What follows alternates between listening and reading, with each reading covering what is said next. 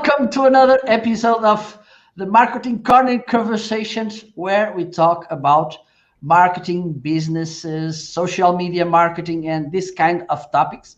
And also, in a while, we will start talking also about live streaming gear, live streaming strategy, and everything. So stay tuned. Don't forget to follow me, please. There's a button. Let me see. This side of the screen, you have a button to start following me. And also in the bottom, if you are watching us on cell phone, there's a button on Amazon Live. Let me see if I can mix this.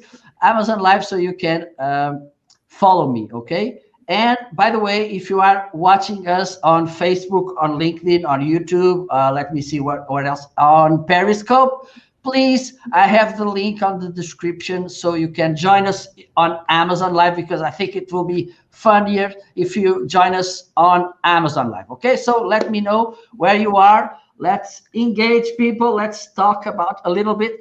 And today we're going to talk about something which is very important, which is Instagram, and how dummies like me, for instance, can take advantage of Instagram. I think it's for me, it's a mysterious how Instagram works. I think I don't know how to figure it out. So, and someone asked me to have someone to talk about Instagram. I found Corey. One of the good things about this live stream thing is that we can network, and you can find someone who knows someone who can help. And it was what happened with my friend Christoph Trapp.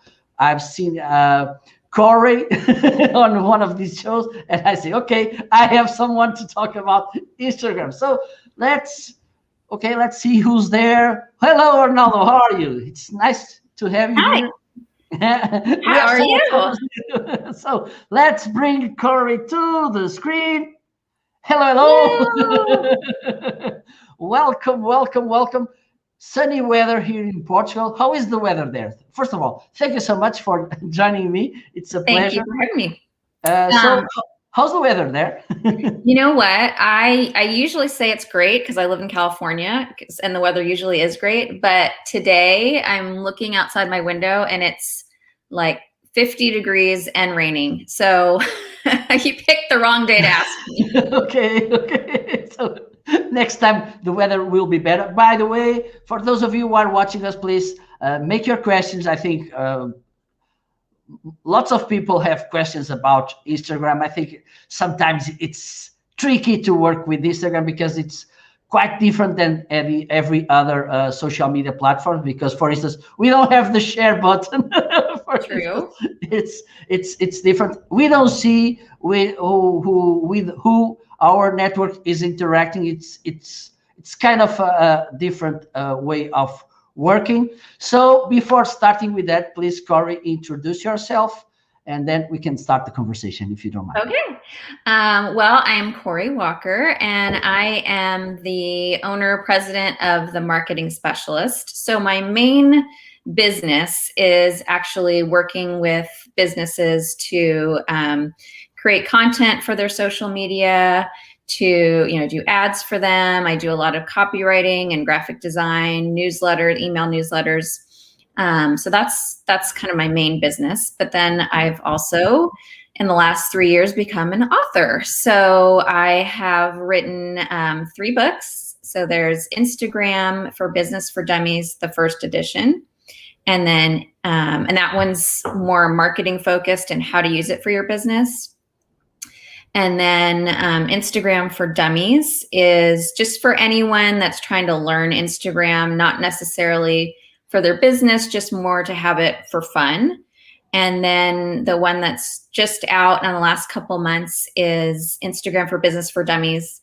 Again, it's just a revised version of the first one. And trust me, there's a lot of work that goes into a revision on a book about an app, because literally everything changed. So we had to rewrite, all the directions, take all new screenshots, and even since it's published, they've decided to change things. So it's hard to do a printed book about an ever-changing app. Okay, so I think let us take a look at your Let me see if I choose the right tab because okay. Let me see. Okay, here you go. Because you mentioned something that for me it's very important, which is this thing about writing about a particular application, a particular social media platform, which is evolving all the time. For instance, Mhm. okay, now I'm writing this line, and tomorrow it will be outdated. Yes, exactly. uh, I think the first thing you made when you went to this second edition was okay. Let's see what still apply today Hmm. and what changed. Can you give us a kind of percentage of things that remained the same and others that changed? Let's see. Percentage, maybe 25 to 30%. I mean, in the writing, it was more like 70%. I mean, we had to change. Every chapter had changes to it. So there wasn't really any chapter that we could just, say, okay, that one's good. Um, a lot of the changes are because they changed the user interface. So directions on where to find something changes. Like I said, all the screenshots will change. So that's a lot of it. But then we also added, like the first edition didn't have anything about Reels, and this one wasn't because Reels hadn't even been established when we started writing it, and then it came out when we were, halfway through writing, and we said, oh, this is going to be big, and we need to make sure this is included for this edition. So some things did end up getting added kind of on the fly as they came out, but then other things, we have a deadline, and at some point you just have to say, okay, we need to put this thing to bed. It's always going to change, and let's just hope it doesn't change too much by the time it's in the stores. Absolutely. That's. I think it should be. It's kind of. I don't know, but for instance, when I made my graduation final work, I had the same feeling. Okay. Oh my god! And then when I delivered the work, the very next day, oh my god, I should include that thing and that thing. I think it's one of the trickiest parts about being an author, right? Yes. Yeah, I mean, definitely. I mean, if I was writing a novel or something, I mean, you can kind of finish it and be done, I think. But yeah, something like this, it's just so hard because it is always changing, and you want to, look like the expert and be presenting the latest information. So then if it's on the shelves, then it's like, oh wait, it's not like that anymore. Then it's, it's a little bit embarrassing to me, but there's nothing I can do about it. So I Yes, just have to I go think with it. it's the cost of showing up. I think it's one of Yeah, it's true. the things. So, for those of you who are watching us on Amazon, please unmute yourselves so you can interact with us, and please put your questions. Don't be shy because we are very nice people, very friendly people, and we want to answer your questions. Okay, so let's start by this because I think one of the big I think it's one of the biggest misconceptions about Instagram is that, first of all, it's just for young people, okay? And I don't think it's good for business. Is this right? No, actually, both of those things are not right. As far as the age goes, it's definitely been aging up. I have teenage daughters. One is 13. She's not on Instagram. The other one is almost 17, and she is on Instagram. So, but then also my dad, who's going to turn 80 this year, is on Instagram. So Instagram really, but he's a pretty hip guy. So, and he does a lot of photography. So that's why. Oh, But yeah, so so the age range does go a lot wider. And it seems like with most apps, like you've definitely seen this on Facebook, is it starts with the younger group and then slowly, it starts aging up. And like my daughter wouldn't be caught dead on Facebook. She's just like, no, that's that's for you guys. So, but it wasn't that way in the beginning. Instagram is also starting to age up. And part of that, I think, is because a lot of business people are realizing that it's a really important tool. So to your second part of the question, yes, it is for business, for sure. And they are adding tools all of the time that help businesses. So I always tell people that they should have a business account. So, there's a regular account, there's a business account, and a creator account.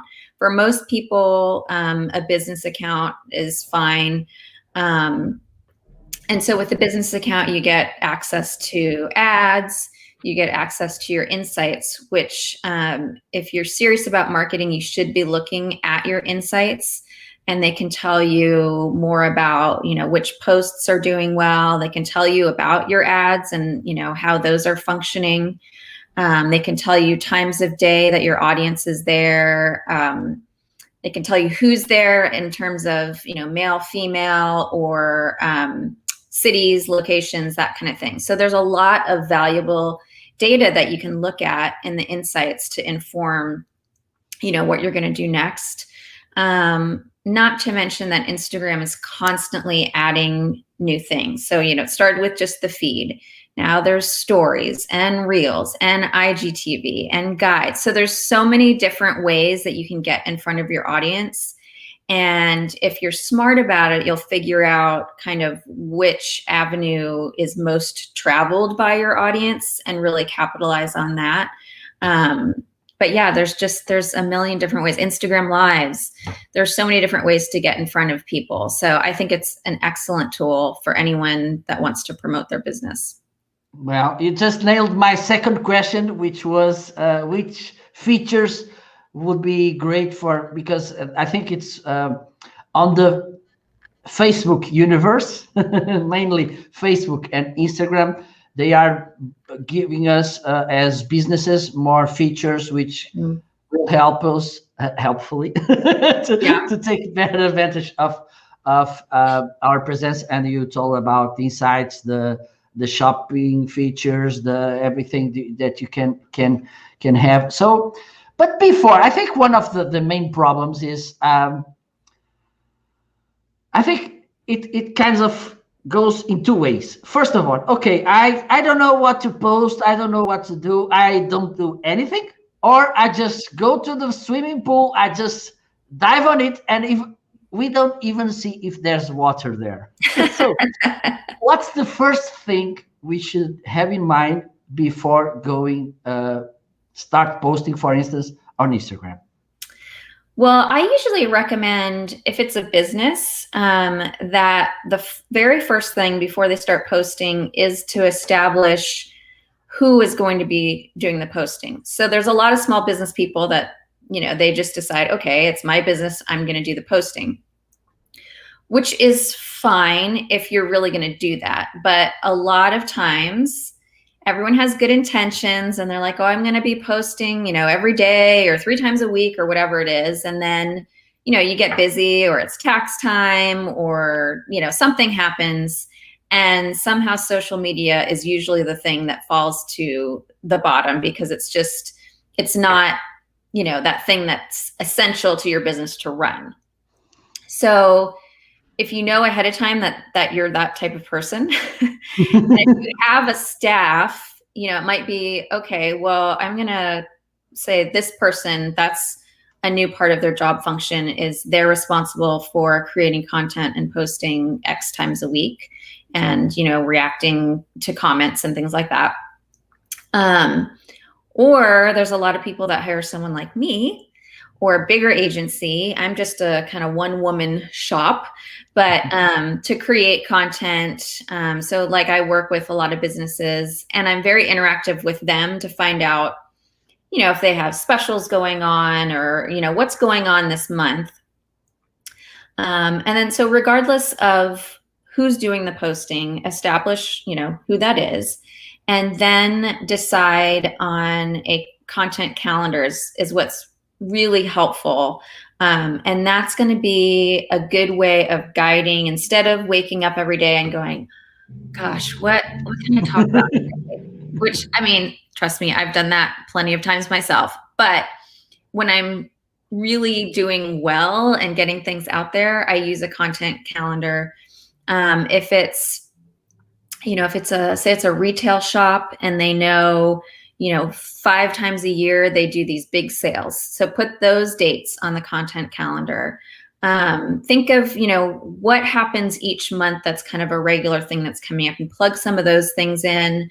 If there's holidays that you can, even if you're just going to put a, happy Valentine's Day thing out there, plug in some of those. There's some fun observances, National Donut Day or whatever that you can put out there. And you'll find like, oh, I can actually plug in some things here. So if you have the whole year and plug those things in, and then just tackle maybe 1 month at a time, and put a few things out there, and then just leave space for things that come up, because there's always things, either in the news that might affect your business, or, just other things that come up that you want to react to in the moment. So those are the things that I think are important first, before you even get online, is establishing some of those things. Absolutely, absolutely. And I have to ask you two things, because I think, well, one could be a question, the other is a reflection, because one of the things people usually ask me about is, how often should I post on Instagram? Because, well, it is a question that could be replied to every, be replicated to every and each social media site. Yeah. And one of the things I like to say to them is, look, you have to think about consistency. Okay, so it's not good to post, for instance, start posting twice a day the first week, and then the second week you post 5 times, and then the third week you post 2 times, and then I think it's one of the things, because again, this, and also there's this problem. Oh, I don't want to be very bother people, to be annoying. I think you can talk a little bit about also that, and also the tone, because some people are very afraid of being humans, and they think that as the whole school about corporative communication, which should be very gray, very, very squared. What do you have to say about this? Okay, so the first part about posting, yeah, absolutely, in terms of consistency. So that's kind of what I was talking about in the beginning with business owners. A lot of times in the beginning, they're like, yes, I'm going to be posting every day, 3 times a day. And they get all like geeked up about it. And then a month later, it's dead silence. So, if you can do once or twice a day, that's great. But if that's not realistic for you, a lot of my clients that pay me to help them will do, like, I'll do 3 times a week for them. And then they might supplement, here and there with their own things. But we're consistent. And, we do that every week, and they know I'm going to, help them with those posts. And there's always something out there. And I think as long as you're engaging back with people and you're putting out quality content versus, I think people would much rather see 3 posts that are well thought out. They give either, good information, or they're really funny, rather than just a bunch of, like I see a lot of people that just use straight stock photos, like, people doing their taxes or something, and it's really dry and boring. I'm like, no one likes that. Like, why are you doing that? So that, I hope that kind of answers that question. And then the second part, remind me what I can't remember what the second part about, dry, like just really dry posts and the tone. Is that what you're talking about? Yes. Being very gray about the communication tone by being getting back to this old school corporate communication language, which is, first of all, it was based on us, and me. And also it was this, it was great. It has no place for fun, for instance. Right. Well, I mean, it does somewhat depend on the business. Like my posts, because I'm representing myself and I'm kind of just a goofy person, like I try to inject some humor, and I'm really like lighthearted and, self-deprecating and things like that. But if it is like, one of my clients is a medical group. So obviously, I'm not saying lots of jokes and stuff. It's much more informational. So the tone, I mean, it does depend on what the business is. But I would say in general, if it's your own business, it should reflect your personality. And, hopefully you're not a dry, boring person, but if that's what your personality is, I don't know, maybe get a better personality, but, Yes. but yeah, I mean, I think humor, most people appreciate some humor, and, I think that goes a long way. So if that fits with your brand, then yeah, I think Absolutely. That's better than dry.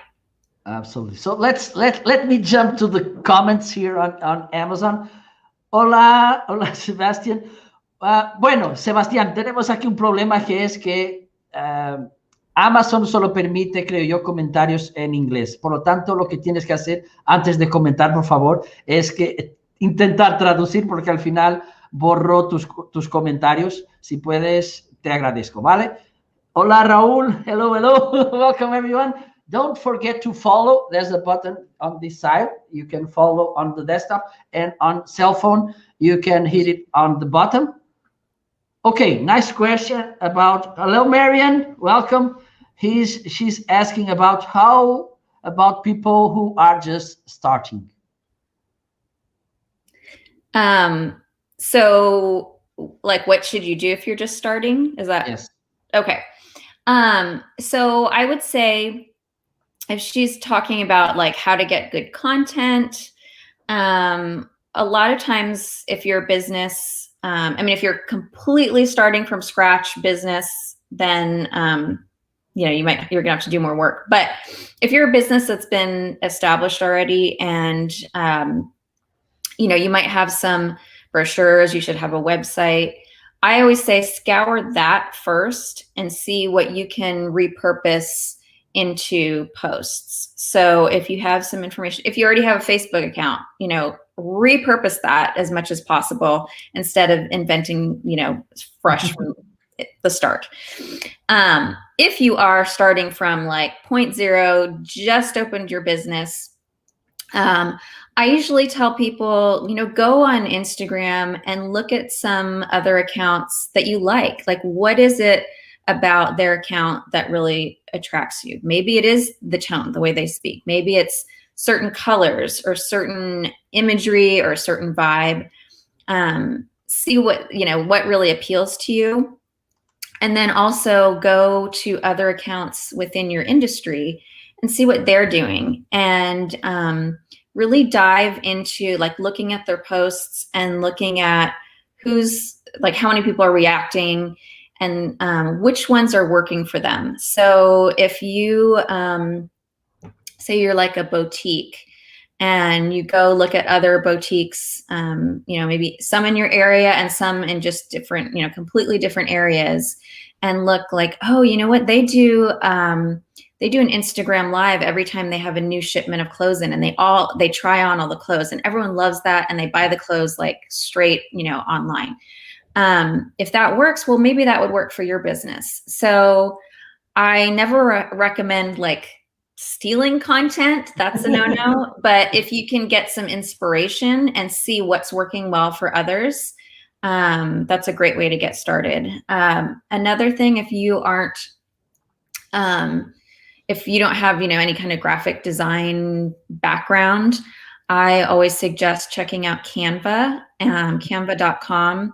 is super easy. I mean, I do have a graphic design background, but I show people all the time how to use Canva, and you can make some really great stuff without having a lot of experience. They have lots of templates that you can use. And now they have a template for pretty much anything, for stories, for, all sorts of things. So I would definitely look around there. Yeah, those are kind of my first tips, I guess. Okay, I think it's time to talk about something. I think people don't pay the right attention to that, which is the bio, because I think some people just put their random ideas. Or, for instance, once I had a follower which was a statistician or something, and she doesn't even add the address. Mm-hmm. What do you have? What do you want to stress about the importance of the bio, Corey? So, well, your bio, I mean, it's basically your second impression. So your first impression is usually they are going to see a piece of your content, and then they like it enough that they're going to click through and see what your profile is all about. So at the very top of your profile is your bio. So that's kind of your big moment to say, this is what I'm all about. This is how to contact me. So I usually advise people, if it's a business, instead of saying I'm this, I'm that, I'm this, tell them how they can benefit from following you. So like, I give free tips every Friday on, skincare or whatever it is. So tell people, or like, you can download this free guide here. Tell people what they can kind of get by following you is always helpful. And then, how do they contact you? If it's a physical location, where are you? Make it easy for people to do business with you, basically. Those are kind of the main things. Also, if you are, like, if it is an esthetician, she is her business. So instead of putting up a logo in your profile pic, put your picture so they know, like, oh, she's going to be the one that's going to be skincare. So it's helpful to, put a friendly face out there versus just some, letters or graphic. Well, it sounds good. And also I think it's one of the things is using hashtags on the bio, and also emojis. Yes, emojis are fun. I use emojis in mine. What I would say about the hashtag thing, though, that gets people confused is I don't actually recommend, so going back to the esthetician, if she puts hashtag skincare, that doesn't help her. People won't be able to search for skincare and find her through that hashtag. But she's going to put skincare on there, and then someone's going to click that, and then they're going to go to the hashtag skincare where everyone else is. So the only time you should use a hashtag in your bio is if it's your personal hashtag. So if I had, I don't really use one personally for me, but if I had the marketing specialist or hashtag Corey's marketing, whatever, that's when you should use it. But if you use just a general one, it can actually lead people away from your bio and show you other people's. The one other thing I was going to say about the bio that's really helpful is using I use Linktree for my links. So with Instagram, you can only have the one link in your bio. And so it's, until they had Linktree and link in bio and all those things, it was super annoying, because if you had anything you wanted to put, along with your caption, you'd have to switch out that constantly. So something like Linktree or link in bio allows you to have that one link, and then underneath it, it gives you almost like a mini web page that you can put, tons of different links on there. So you can just direct people. It's in my link in bio, and you can have all sorts of resources on there. So that's definitely an important part of your bio. Yeah, absolutely. I have one, and a good thing if you use the right tool, you get metrics, and you see, okay, people is want to book me, or some are reaching me from on WhatsApp, and other go and reach for this. I think Yeah, it's one exactly. an absolutely important feature. Let's say hello to Lillian. Hello, Lillian. Good to have you here. And those of you who are watching us on Amazon, hello, Monty. How are you? Good to see you here, man. Another Amazon influencer. Hello. Yeah, good to have you here. And also, if you are watching us on Amazon Live, please unmute yourself so you can participate in this conversation and put your questions. This is a very important topic. And also, don't forget to follow me, because soon I will be back with more live shows. Okay, so another thing, at, at at some point we fell in this situation. Oh my God, I'm out of content, I'm out of ideas. What should I post?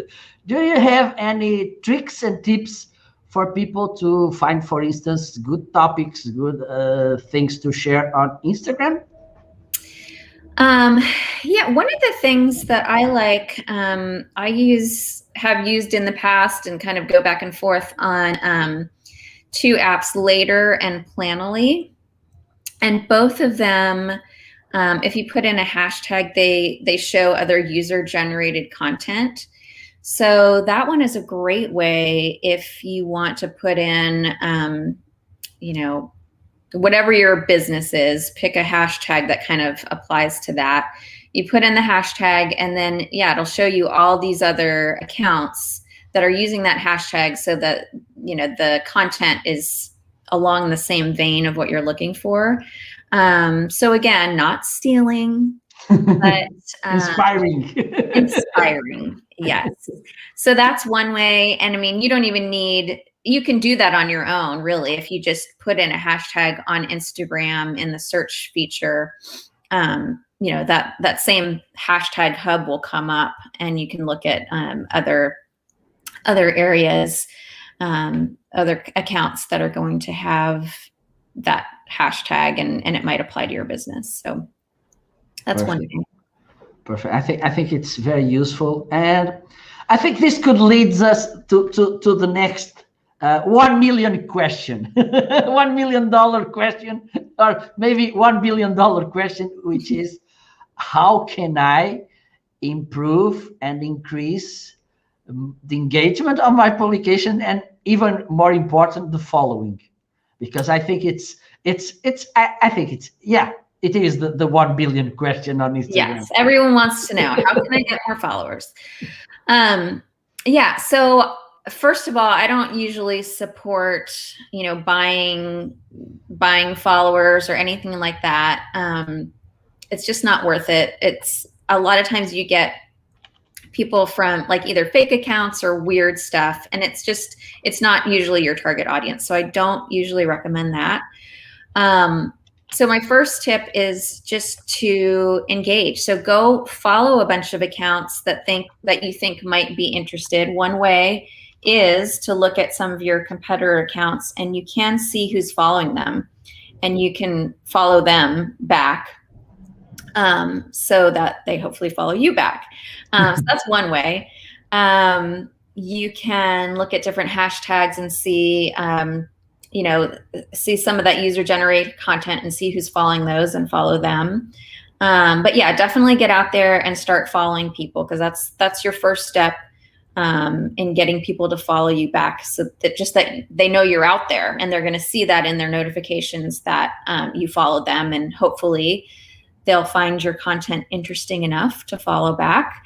Once you have some followers, go out, or once you start following people, go out and start engaging. So not only do you need to be, posting your own content and responding to comments, but it's even better if you go out and you're commenting on other people's, their content, and not just liking it, but making a true comment about what it is.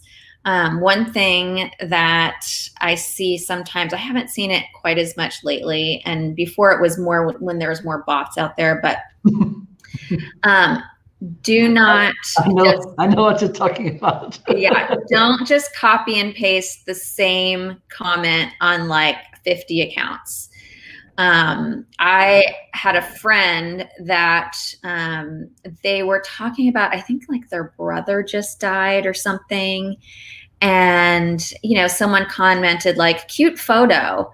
Yes. And it's just like, really? Like, obviously you didn't read what this is about. And it's Absolutely. offensive that you would, you know, that you would write that. So yeah, so put a little bit of thought into it and look at what the content is about. And hopefully you are following people that you enjoy their content. So you will have something meaningful and you will say like, oh, well that, you know, that was a really good tip, or that was really funny, or that shirt looks really great, or, you know, whatever. Yeah, so do that. Now, if you're still struggling to get followers, there's definitely paid options. So if you have a business account, you can do, you know, a paid ad to try and get more people to view your content. You can look at in your insights what time of day your followers are more active, and you can post kind of during those times. You can be on, you know, multiple areas. So don't just post in the feed, because that's, you know, people are on the feed, but there's so many other options, and people are big into stories. If you really want to make a splash, Reels is the one that's highest in the Instagram algorithm right now. They, you know, anytime they bring out something new, they want that to be a hit, and they are gunning hard for TikTok. So, you know, I don't love doing videos of myself, so you probably won't see a ton of reels from me. Same here. Yeah, and I'm not going to start dancing, so, you know, let's not go there. But anyway, no, if you are comfortable with being on Reels, it is, they get tons of views right now because Instagram's super pushing it. And the one thing I will say is Instagram just put something out that said, if you are doing TikTok and if you repost a TikTok on Reels, they don't like that. And I don't know exactly what that means, if they'll just bump it down in the algorithm and they won't really show it that much. But they don't want you reusing your TikToks, and they don't want you basically promoting TikTok, because it's going to have the little TikTok image at the bottom. So if you want to start doing videos, you know, just film your video and then upload it, and you can upload it to both, but don't port one over. So. Absolutely. And I think if you allow me, I think one of and I think again, it's also not, it's not, how can I say, underused. Yes. Which are the labels you can put on stories. For instance, I don't know anything about Reels. I'm not on that field. Shame on me. But one thing that, well, when stories was the thing on Instagram, yeah, one thing which leaded some new followers to me was using location label, true, yeah, hashtags, and even mentioning myself, because, for instance, my story could went to a hashtag feed or a location feed, and then people had oh my God, that sticker to go to my profile. Yeah, no, those are great points that I just failed to mention. But no, yeah, hashtags for sure, location, those are all great ways for people to discover you. You know, that you barely have to try. Just adding those hashtags and a location, people, you know, you're going to start showing up on some of those other areas that people can discover you. Absolutely. Well, by the way, just let us know how many followers do you have on Instagram. But you can share some ideas on how you get more followers to see if you're in the right track, and if you have something, a new strategy to share with us, which may help us also and our audience. Let me see.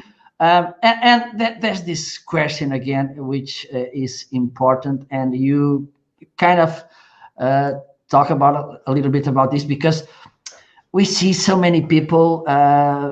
Okay, I made a video on Facebook, for instance, and I will just, the way I shared on Facebook, I will go to IGTV and I put the video there, and that's it. And also from YouTube, and I don't even mention when you go and stole a photo on Google and then you put a quotation or something. But what do you think about because yes, it is a good practice, but you have to be careful and you have to be, again, strategic when you repurpose content, right? Yeah, I mean, there's definitely ways that you can, take your, Facebook, Instagram, YouTube, and like YouTube, like you said, you could put it on IGTV, use those hashtags, things like that. But there are other things that you can do. Like if you did a YouTube video and you want to cut it up, like there might be just little snippets that would be great as just like a 30-second soundbite type video. So I think that's an awesome way. I think Kim Garst, do you know her? She's yes. Yeah, so I think she actually did a whole like webinar on that at one point, and repurposing. And she really, like, she could tell you 10 different ways to slice and dice your content. So yeah, definitely repurpose is the way to go. I wouldn't just say like, oh, just do Instagram, because there's so much out there, and Facebook and Instagram, Instagram's owned by Facebook, so they play really nicely together.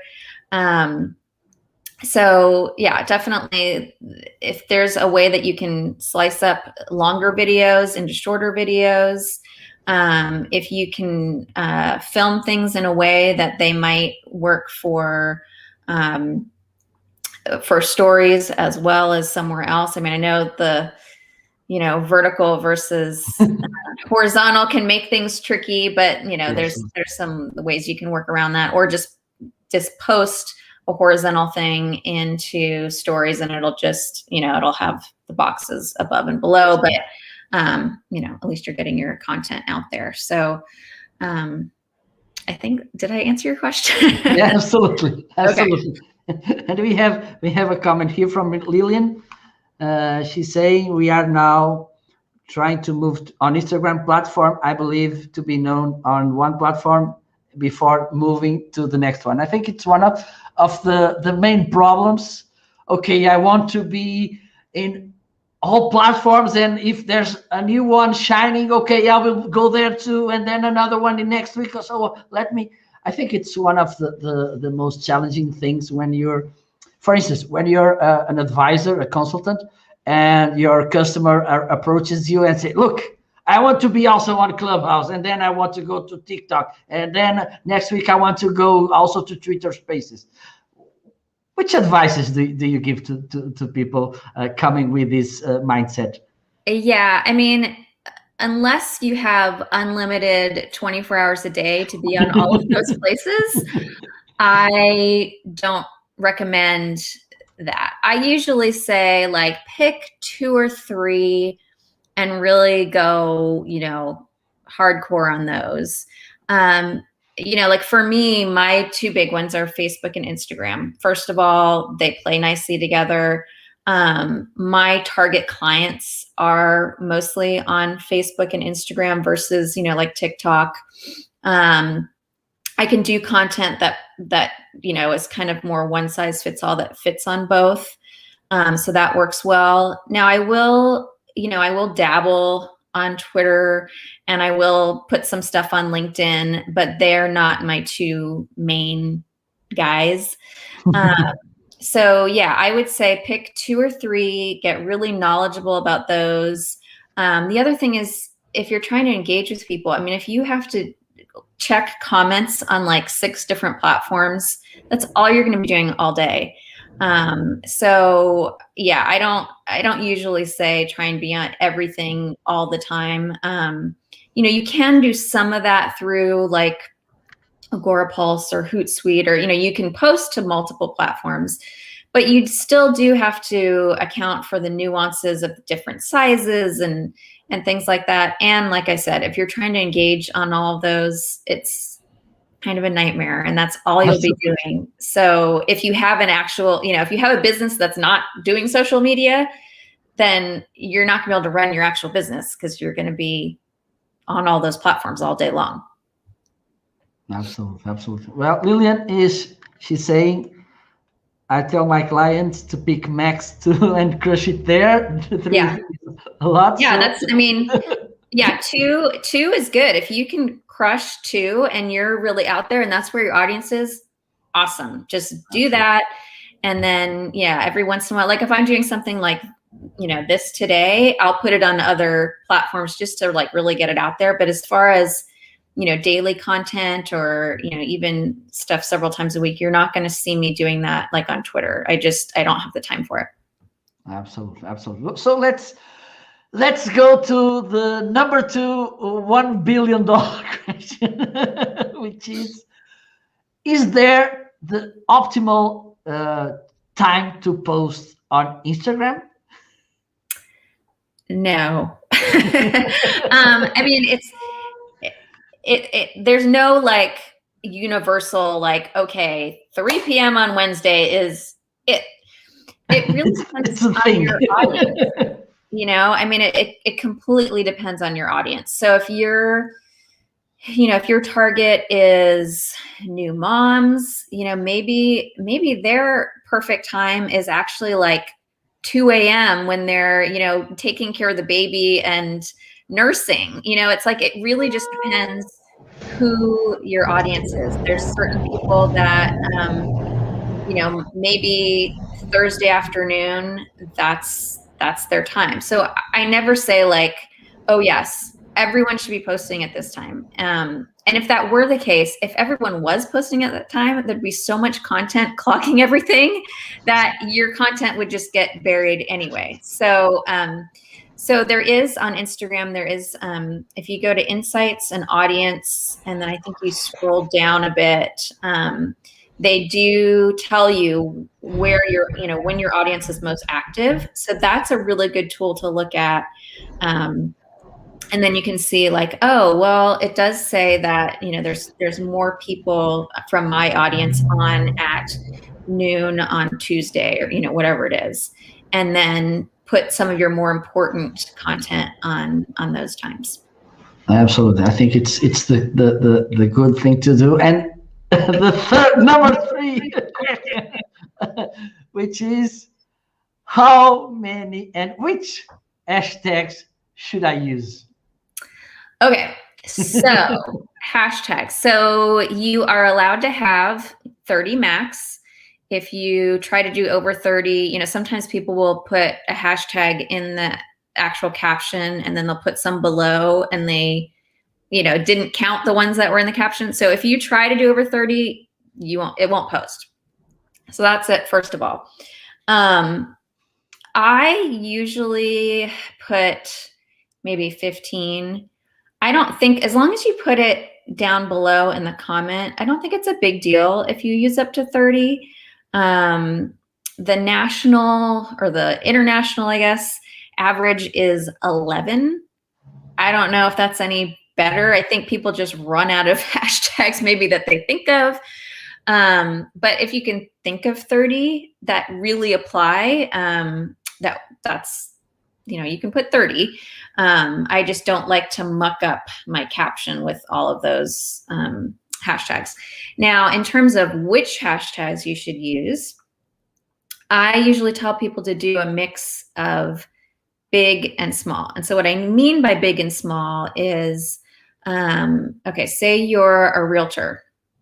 So you could use a hashtag like real estate. That would be a big hashtag because, pretty much any realtor in the world could use that. So you're going to get, lumped in with a ton of people. So you could put that, but I would also put smaller, very specific hashtags like Realtor Sacramento or Realtor, Bay Area. So putting what you do with the location you're in definitely helps, slim things down. So if you can look at the hashtags, if you go and search, it should tell you like how many people are using that hashtag. So take maybe, 10 or 15% of a really large hashtag. And then another chunk is going to be like medium size. That could be, a couple 100,000. And then mix that in. So your recipe is a lot of smaller ones that are very localized or just very specific to what you do. But yeah, make sure you get those really specific ones in there. There's not going to be as many people that see it, but it's going to stay in that hashtag hub for a lot longer because it's not going to get replaced. And if you get that person that, sees that hashtag, that means they're your golden ticket person that's really looking for you specifically. So that's my hashtag advice. Perfect. Well, we have some comments from Lillian. She says, my clients are more women. Some are moms, some are businesswomen, married and unmarried. So they vary. However, from a content point of view, you should know when it is best post to get more engagement. Perfect. And she's saying also, I've just created my own hashtags and a few depending on the topic of the live stream or video. You don't want to throw yourself in an ocean of hashtags either. I think it's a good point because sometimes we want to get to the noisy place and nobody listens to us. So yeah, you get buried pretty quick in some of those bigger ones. So that's why I don't usually suggest doing a ton of those. The only good thing is that there's going to be a lot of people looking at them in that moment, but you might only be in there for like a blip. So, you can use a couple of those, but definitely the more specific ones are going to get you a much better response. Absolutely. So now let's talk about something that there's some different ideas from different experts, which is the main content, the king content on Instagram. Because some say, okay, it's carousels. Some others say it's reels. Okay, now I think reels, it's the thing. But this thing, it's also a headache, and I think it should not be a headache to find the right kind of content. Don't you think?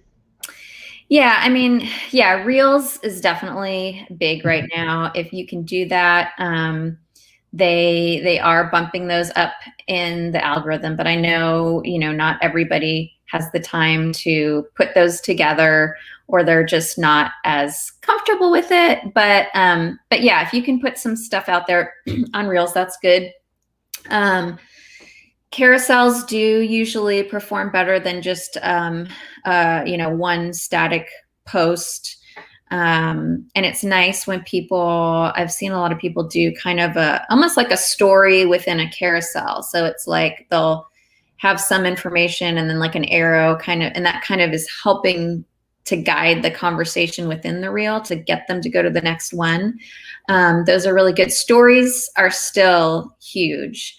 So I would say probably, and people aren't going to like that I say this, but the least popular thing right now is, IGTV is still a little bit of a stinker for Instagram. It's just, it's not taking off the way that they really wanted it to. It's still, if you're doing the content on YouTube, it's still worth throwing it on IGTV, but, so yeah, IGTV is not doing as well. And then just, a regular content post on Instagram, I think they're still really important to do, but they're not as exciting as all of the other kind of bells and whistles that they have out there. So it's still a good like foundational piece that you need. But if you can throw in, more stories and some reels, that's going to help you. Okay, perfect. Before we end, we are almost finishing. Don't forget you to search for the link to know more about this book, because I think it will be very helpful for you. Okay, so go and take a look. And I there's something you already mentioned Canva, which is an amazing tool to create graphics. But we can find some more tools which can improve our presence on Instagram. Can you name some of them? Yeah, let's see. So Adobe Spark is another one that's really good, that I use sometimes. The whole suite of, if you're into graphic design, like traditional, the whole Adobe suite is awesome, but it's pricey. Let's see, what else? I don't use a lot of the ones that I used to use, so I'm trying to think what other ones. Later and Planoly are good tools for scheduling. They also are good because they will store, your hashtags in a list, so you're not constantly writing those out. You can just say, okay, I want this hashtag list. Another thing that I use sometimes for my hashtags is just on my iPhone, just the Notes app. And I might have, 5 different notes in there. Depending on the content I'm talking about, I might have a list of those different hashtags on there. Let me think, what else? The link tree, link in bio, super helpful. There's one I was thinking of, and now I can't remember the name of it, that does different, if you're into doing the posts that are more type-based, there's a lot of different apps that are good with the different typefaces. It's like, what's it called? Something swag. And Word swag. What's that? I have word swag. Word swag. That's it. Yeah, I used to use that one all the time, and I just kind of stopped. But yeah, that's a good one if you like using different, fun fonts and things like that. So that's all I can think of right now. Perfect. To finish our conversation, and don't forget to watch the books. They're on the carousel on Amazon. I have the link on the description on the other platforms. By the way, if you're not following me yet, please follow me on Amazon. You have there the button if you are on the desktop, and on the bottom if you are watching on the cell phone. Corey, we see so many people getting banned on Instagram, or at least being blocked for a few days. Which are the misbehaving that may lead us to this blocking thing? Well, one way I know that I've personally blocked people before is if they're too aggressive in the DMs. DMs can be a really great tool if you use them wisely. But sometimes I have people that are just, either they say really weird things, or they just, they're just aggressive about whatever their sale is, or they're hitting on you. So that's a good way to get blocked. And then another thing, you won't get blocked, but like I was mentioning before, they really don't like when you port over TikToks over to Reels. That's something they don't like. There is some, content topics that might get you blocked if it's any kind of, hate speech or, anything like that. Nudity, they are a little, I don't know if it's just in America, maybe in other countries where nudity is more accepted, they're a little bit more free. But yeah, I know they're kind of strict about, showing body parts. Let's see what else. I wrote something down. Oh, this one won't. Well, this one could get you blocked by a person, is what I was mentioning before on, spamming an account, spamming different accounts with all, the same comment over and over and over. People get annoyed because if you're in a community, a lot of Instagram does have a lot of community, and like I know a lot of other social media marketers, and so we follow a lot of the same people and we comment a lot. So, if we see one person, we might be going out on, say 12 different accounts that we're kind of talking to people and things. And if we see the same, message on all of them, we might start blocking them. So, so that's another no is, not to do those same comments over and over. But those are some of the biggies that I can think of that I've seen. Perfect. Well, Corey, thank you so much. Yeah, thank you for having me. Let me put again the book in the screen, and it's time for you to give us 3 reasons why we should get this book. Okay. Well, okay. So the first reason, if you have watched this whole presentation and you got some good information from it, you're going to find that and so much more, because I was not the only writer. There was 2 other writers on there. So if you follow Jen Herman, she contributed obviously to many of the chapters, but she was also kind of the head overseer on checking everything. So that's one. If you have not, if you're looking for technical information about, maybe you want to start doing reels, or you want to start getting on IG Live or IGTV, we break down like exactly step to step with screenshots of how to do all of those things.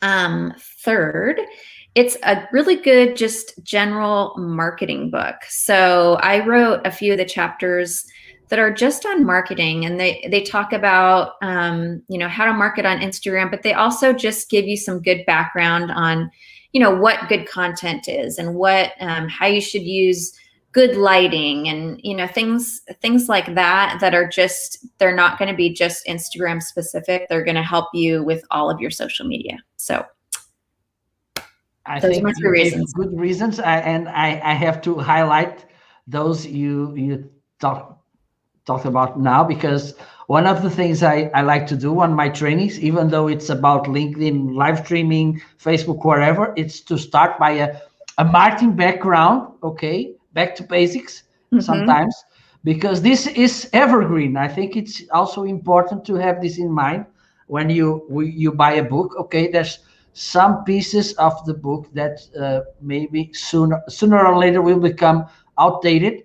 But if you bring this evergreen content, it has value all the time. Yes. And before we leave, we have 2 more questions here. Okay. And Lillian said, okay, she was asking if my question is more about Instagram blocking or account being blocked by another account. Okay. It was both of them. I think it's important to understand, when we are in a social media, we should have in mind that we are on a community. So we should act and behave properly, because we can get blocked for both sides, and we should avoid that. And Richard is asking a question. Hello, Richard. Thank you for tuning in. How many words should we use minimum to comment a post? Nice question. I've heard different things about this. Like, I don't know if I've heard people say like Instagram counts like X many words as a comment. It's best if you can write like a more of a full sentence that really shows that you read the content and it resonates with you. That's always going to be best. If you're just trying to get, as many comments out there as fast as possible, just a few words. But I really would recommend, if you can write a sentence or two, a couple sentences, that is much more meaningful, and it's going to, that person's going to say, oh, they really read that, and they either really liked it or they really have thoughts about it, and they're going to be more apt to look at your profile and try and check out what you're about. Absolutely. It's for me, it's a win-win relation, because when you comment on an insightful way to the author, is good, because okay, this person is appreciation the content, and I think it's good when we are creating that someone took the time to talk about what he or she read or listened or saw. And also it's good for us as commenting people, because instead of, oh, you rock, your content is amazing, you're giving also your perspective, your point of view, and you stand out in the average people who just give you thumbs up. So I think it's you should have these both questions in mind. It's not, for me, it's not a matter of word counting. It's more value counting, which is, I think, more important. Okay. Yeah, definitely. Okay, thank you so much. I think someone has a problem with the keyboard. Corey, thank you so much. How can people find you? Let us know. So on Instagram, I am at Corey C. Walker. So if you want to find me there, and Lillian said, and that you're not a robot. That's very true. So on Instagram, I'm at Corey C. Walker. On Facebook, my account is actually under my business name, which is The Marketing Specialist. So you can find me there. You can find me on LinkedIn under Corey C. Walker. Those are kind of my most popular areas that I'm in. And then my website is themarketingspecialist.com. Well, thank you so much, Corey. It was a very, very insightful conversation and entertaining. And don't forget to check on Amazon the new book. I think it should be very interesting to you. And for those of you who were watching us, thank you so much for your time. Don't forget to follow on Amazon, so you stay tuned to the next time. Okay, so wish you this almost a good weekend. Hope you liked. Okay, so see you soon. Bye-bye. Bye.